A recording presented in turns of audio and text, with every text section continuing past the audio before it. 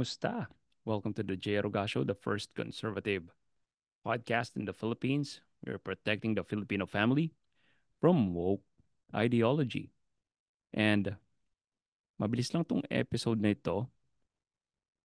There's a development sa divorce bill. Uh, Divorce bill hurdles the second reading at the House of Representatives. Sabi sa Rappler and sign natin ng news.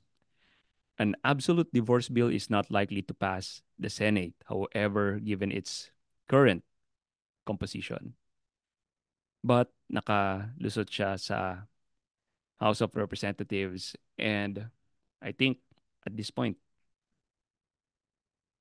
alam naman natin, kung follower kayo ng The J. Aruga Show podcast, I'm against divorce, and we've made a lot of episodes about it.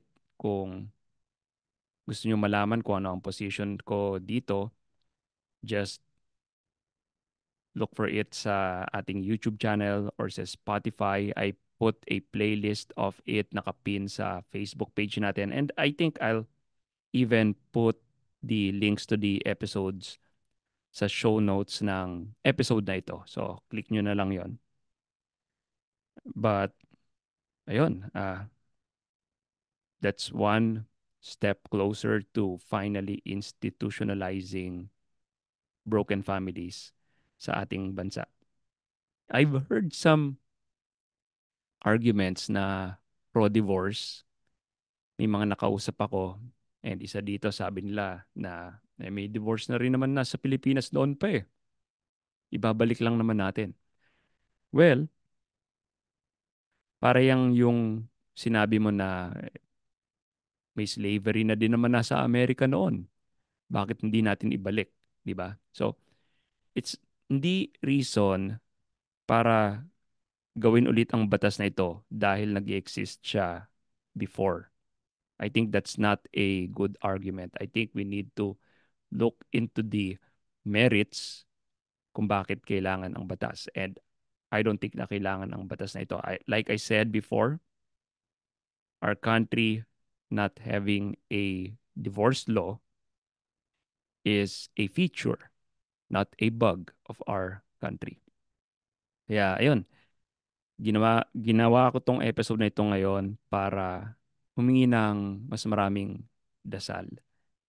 I've written about arguments against divorce sa ilalabas nating aklat, and I really pray na ma-publish yung aklat natin before may pasa ang divorce bill. But for now, kapit lang tayo.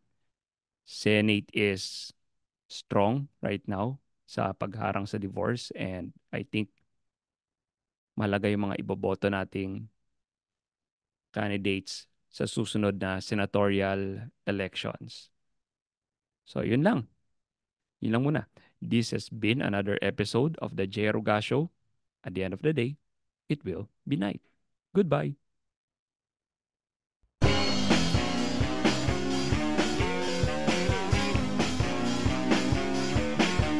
Hi, this is Jay Aruga of the Jay Aruga Show. If you like what you just saw, please consider subscribing and smash that like button. We'll need all of your help to take back the culture from this ideological colonization of the West. Thank you.